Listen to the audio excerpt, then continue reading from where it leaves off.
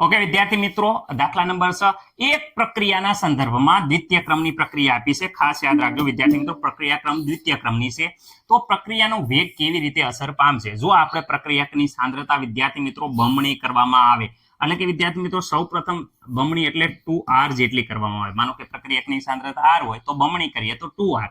અડધી કરવામાં આવે તો અડધી કરવામાં આવે તો વિદ્યાર્થી મિત્રો r ના છેદમાં 2 એટલે કે અડધી સાંદ્રતા કરી. તો પ્રક્રિયા આપણે લખવી પડશે. પહેલા સૌપ્રથમ પ્રક્રિયા બીજા ક્રમની છે, તો બીજા ક્રમની હોય ત્યારે પ્રક્રિયા વેગ શું થાય, પછી એને ડબલ કરવી ત્યારે શું થાય, અને એની અડધી કરીએ તો વેગમાં શું ફેરફાર થાય છે એ આ પ્રશ્નમાં આપણે જવાબ દેવાનો છે. ઓકે, તો ખાસ ધ્યાન રાખજો. પહેલા તો વિદ્યાર્થી મિત્રો હું અહીંયા પ્રક્રિયા લખું છું, પ્રક્રિયા.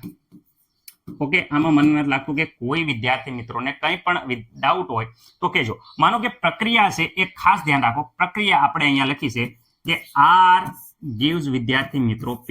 જે r છે એ પ્રક્રિયક છે, p છે એ નિપજ છે. પ્રક્રિયાનો વેગ શું થશે?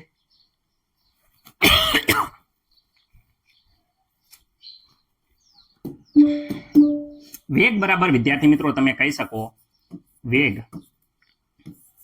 r1 બરાબર શું થઈ જાય કે k સમતુલન અચળાંક k, અને અહીંયા પ્રક્રિયક છે એ પ્રક્રિયક r, અને પ્રક્રિયા ક્રમ એની ઘાત આવશે. પ્રક્રિયા ક્રમ બીજા ક્રમની છે તો r2. મને નથી લાગતું કે કોઈને કઈ ડાઉટ હોય. આ સમીકરણ નંબર 1 થયું. હવે વિદ્યાર્થી મિત્રો એમાં જે ફેરફાર કરવાના છે એ આપણે કરશું. પહેલો તો ફેરફાર કરવાનો છે બમણી સાંદ્રતા કરવામાં આવે. ચલો પહેલો ફેરફાર છે શું છે કે ભાઈ સાંદ્રતા છે, સાંદ્રતા ખાસ યાદ રાખો, હાવ ઈઝી છે, તમને ઘડીક વારમાં આવડી જશે. જે સાંદ્રતા છે એ r નો જ આપણે કરવાનું છે 2r. રેડી? સાંદ્રતા બમણી કરવામાં આવે. વિદ્યાર્થી મિત્રો સાંદ્રતા બમણી કરવામાં આવે એટલે કે વિદ્યાર્થી મિત્રો 2r લખવાનું.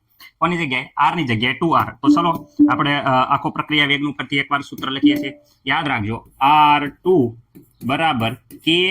હવે પ્રક્રિયાની જે બીજા ક્રમની છે, પરંતુ સાંદ્રતા આપણે બમણી કરી લીધી હોવાના કારણે અહીંયા લખશું 2r. ઓકે, ખબર પડી ગઈ? આપણે માત્ર ને માત્ર સાંદ્રતા બમણી કરવાની છે, એટલે કે જે r હતો એની જગ્યાએ આપણે 2r લખ્યા છે. ઓકે, પ્રક્રિયા વેગ બીજા માટે તો અહીંયા પ્રક્રિયા બીજો શું થશે? તો વિદ્યાર્થી મિત્રો અહીંયા 2 નો આ સ્ક્વેર થઈ જશે. તો તમને ખબર છે કે અહીંયા આગળ કાઢી નાખીએ.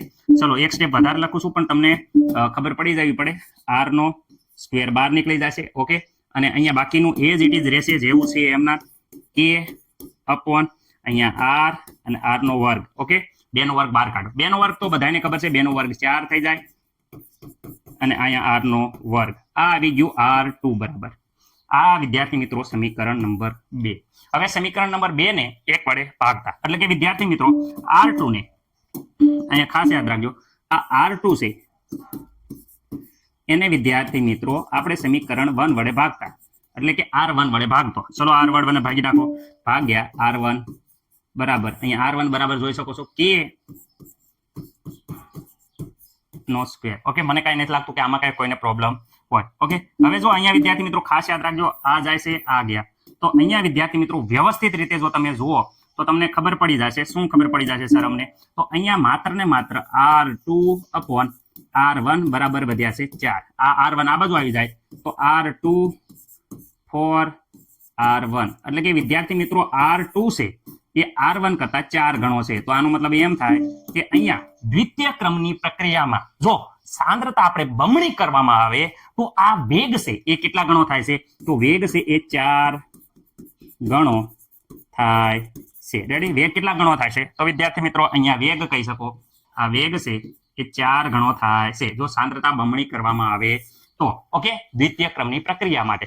હવે જો અહીંયા સાંદ્રતા અડધી કરવામાં આવે, વિદ્યાર્થી મિત્રો ખાસ યાદ રાખજો, અહીંયા એમ કહેશે કે અડધી કરવામાં આવે.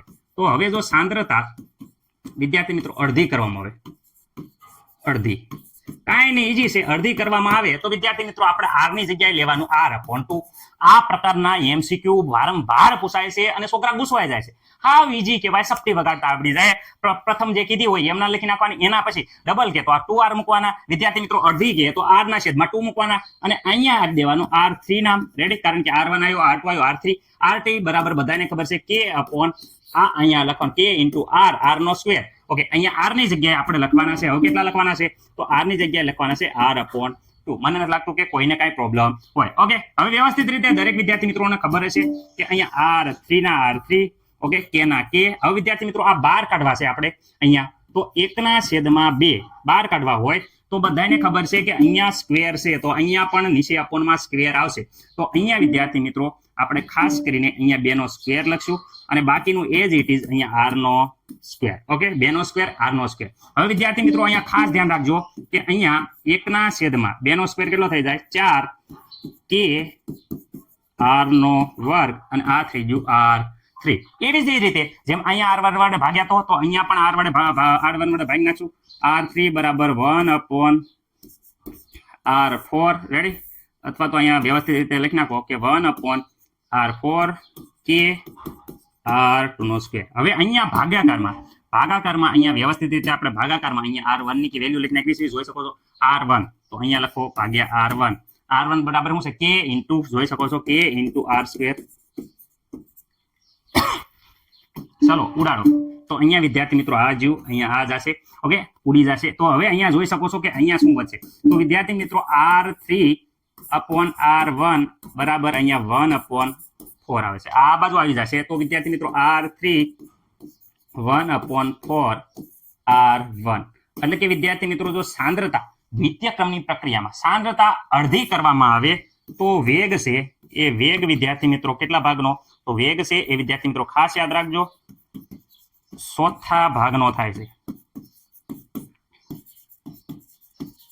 આ એમસીક્યુ માં છે, ખાસ યાદ રાખજો. આ એમસીક્યુ વારંવાર પૂછાય છે, પણ આપણે ખાલી મેન તો મેં કીધું આ જ વસ્તુ છે, 2R લખવાના, R/2 લખવાના. જે પેલું સમીકરણ આવ્યું એની જગ્યાએ વિવિધ કિંમત મૂકતા જવાના અને ડાયરેક્ટ જવાબ લખતું જવાનું. રેડી? આ થોડી ટેકનિક થી લીધું એટલે વિદ્યાર્થી મિત્રો વાર લાગી, મતલબ આ નકર તો 30 સેકન્ડનો દાખલો છે. રેડી? ઘડીક વારમાં આવડી જાય.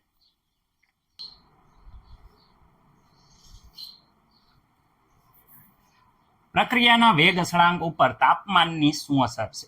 અને વિદ્યાર્થી મિત્રો આ તાપમાનની અસર એ વેગ અચળાંક પર જથ્થાત્મક રીતે કેવી રીતે રજૂ કરી શકાય છે? ઓકે, શરૂઆત કરીએ કે ભાઈ આ રાસાયણિક પ્રક્રિયામાં જો 10 સેલ્સિયસ જેટલો તાપમાનનો વધારો કરવામાં આવે, ખાસ યાદ રાખજો કેટલા, 10 સેલ્સિયસ જેટલો તાપમાનનો વધારો કરવામાં આવે તો વેગ અચળાંક બમણો થઈ જાય છે. ઓકે, હવે આગળ વાત કરીએ કે સ્વીડિશના જે રાસાયણિક શાસ્ત્રી આર્નેસ છે એને તાપમાનની વેગ અચળાંક ઉપર જથ્થાત્મક રીતે થતી અસર નીચેના સમીકરણ દ્વારા દર્શાવેલી છે. K ઇઝ ઇક્વલ ટુ, આ સમીકરણ તમને બધાને આવડતું છે, K is equal to AE minus EA upon RT ઘાત. રેડી? એની શું થઈ જાય, માઇનસ EA અપોન RT ઘાત. અહીંયા વિદ્યાર્થી મિત્રો તમે જોઈ શકો A એ આરએનએસ અવયવ છે, અહીંયા R એ વાયુ અચળાંક છે, E એ સક્રિયકરણ ઉર્જા છે, જૂલ પ્રતિ મોલમાં લેવામાં આવે છે. રેડી? તો મને નથી લાગતું કે કોઈને કાંઈ પ્રોબ્લેમ હોય. રેડી? થિયરીનો છે બેઠો બેઠો પ્રશ્ન.